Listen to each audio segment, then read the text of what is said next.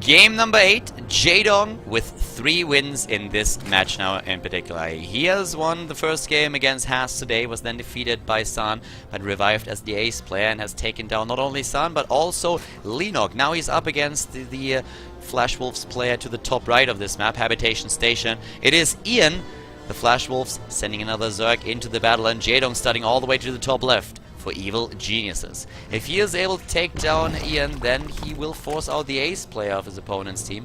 Probably gonna be San if it comes to that. And JaeDong, with 3 wins so far today, definitely improving his score in the Acer TeamStory Cup. He was on 0-3 before he started this game today. Currently he is on 3-4, so still -1, but definitely starting to close that gap here a little bit, and this game gives him another chance. We have no early pulls this time. The last game was actually really fun on Altism Stronghold, where we saw not on Frost actually, where we saw eOnZerG and JaeDong go straight for a 10 pull and gas, but JaeDong decided to go into speed instead of adding his own Baneling nest, and it worked out really well for him. Great micro here, taking down the Banelings of his opponent, and eOnZerG just didn't have any answer to that. We have the hatch first for JaeDong, and on the other side of the map we have for good old Ian, a spawning pool instead. So not getting this base this fast, and I'm super excited to see what JaeDong can do here. JaeDong seems to have finally found a stride here, and EG is of course hoping for him to really pull it off right now, win 2 additional maps, and then put the first victory in the team match into EG's hands, because so far they are 0-2 in the Acer TeamStory Cup, and that's not really where they want to be. Joey FlashWolves have been doing decent-ish this season, 2 victories and a single loss puts them on, I think, 5th or 6th place in the standings. But if they lose here, then Evil Genius would definitely make quite... yeah, if the FlashWolves lose here to Evil Genius, not only would the FlashWolves drop down, but EG would make quite the lead in the standings.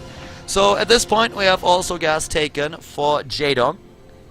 Couple of overlords on the map, just saying hello to each other. We have one already in position for JaeDong to see the gas, especially in the main base. He sees both gases actually.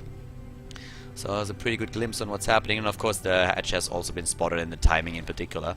So there's nothing hidden from JaeDong at this point. The double queens have been started, and let's see what the openings are going to be here. The faster speed is definitely going to happen for JaeDong here. He can be the aggressor in the game. There's no gas for Ian still, so we won't see him with any aggression whatsoever, at least not in the early stages. If anybody is going to initiate an attack, it's going to be the Dong. It's definitely going to be the Dong. I mean, at this point, we have the expansion already done for JD, starting to saturate the mineral line here and getting the first Zerglings into the game. Is it going to be a little bit of Zergling aggression that we are seeing there? Could be a bit of a speedling timing that we have in this game. Ian, without gas whatsoever, doesn't even have the creep spread to the front so that he can start with a bit of a wall and then maybe block it with the queens. He gets 2 additional ones. And, oh, JaeDong with a super fast third base. Look at that. 5 minutes into a Zerg versus Zerg, JaeDong decides that it's time to take the gold expansion. Wow! The Dong is putting the balls of steel on the table, and Ian doesn't know what he's up against just yet, but, well, actually he does. He's seen it. He's seen it already, alright. So Ian knows what's coming, and is also sending another overlord in, so he's going to confirm that this base is still alive and kicking. And what is Ian going to do? He actually builds a spine crawler. That's an interesting move considering that there's a third base being built, so he's super afraid at this point that JaeDong might maybe just go for a cancel and an aggression, I guess. But we have 3 queens all the way at the front, the Zerglings taken out and pushed back, and of course JaeDong is just looking at this and is like, oh hey, listen buddy, if you stay passive, I'm gonna be super happy with that, because I will have my gold expansion and I want to see what you are gonna do about that. So the double upgrades are possible for Ian, who gets the Roach Warren. He skips speed. Instead he's going straight for upgrades, I guess. And then for the Roaches themselves. We see the gold base already saturated, so the drone slide has been immediate. And of course JaeDong needs also that extra income. The lair tech has already started. This is going to come down to just a couple of seconds. Who's going to attack first, and how many units will JaeDong have? Because it looks really like Ian wants to go for a bit of a timing there. No, he sends out a drone. Is he going for the expansion instead? instead, the Zerglings rushing in. They see the creep spread, and yes, it looks like Ian just wants to go for a counter expansion, but that's going to be a very late third base to catch up, and also just going to be a normal base against the gold base for JaeDong. Not quite sure if it's going to be too happy with that. Keep in mind that we also have that faster upgrade here into the lair tech for JaeDong. The tech is going to be great for him. +1 attack upgrade has been started. But now for the Zerglings, the 1-1 on the way for Ian. And here's those links already in the game. He's getting the Zerglings right now, and he's getting quite a lot of those. Is JaeDong going to be ready for this? I'm not quite sure. He has a spine crawler building at that third base. He has one queen here, and well, we do not see him with too much army supply. 48 against 42 harvesters at this point. Army supply is 23 against 23. We will have roaches in just a little bit for JaeDong. He's building 11 now. The speed upgrade is also on the way. The Zerglings confirm that there is actually a base being built.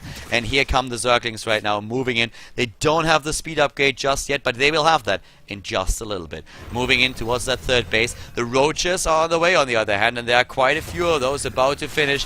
The Zerglings there won't really stand a chance against that. The +1 attack upgrade is already being built as well, and JaeDong has the army supply lead at this point. Like, that extra income is really starting to pay off for him. The Zerglings, of course, much faster, much more mobile on the map.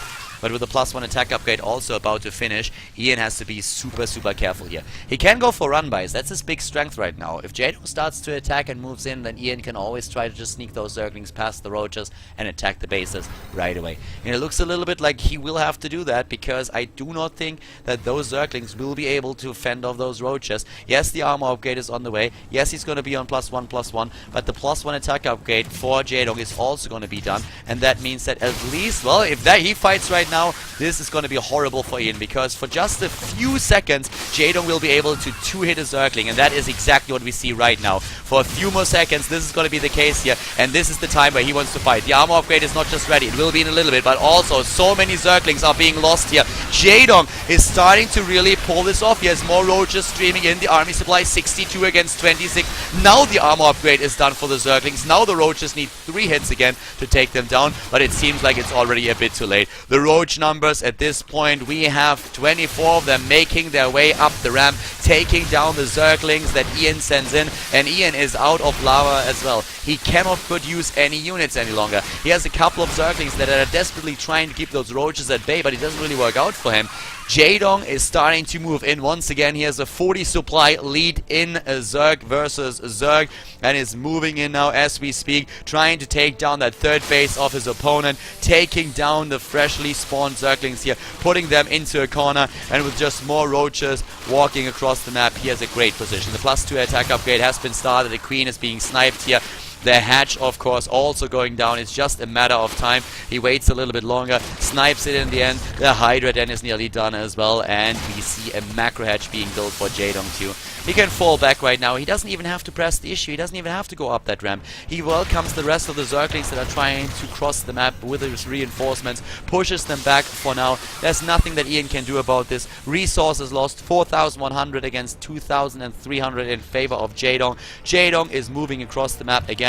A couple of Zerglings attempting to take down the harvesters at the mineral line at the third base, but the spine crawler is there, the queen as well. 11 Hydras are being built. He's gonna wait for those. The roaches are on a +1 armor upgrade, but the situation for Ian is a dire one. He's trying to somehow, of course, take on JaeDong here, but it's 3 bases against 2 with a gold base for JaeDong. The better army supply, the better roach numbers, everything is currently looking great for the evil genius.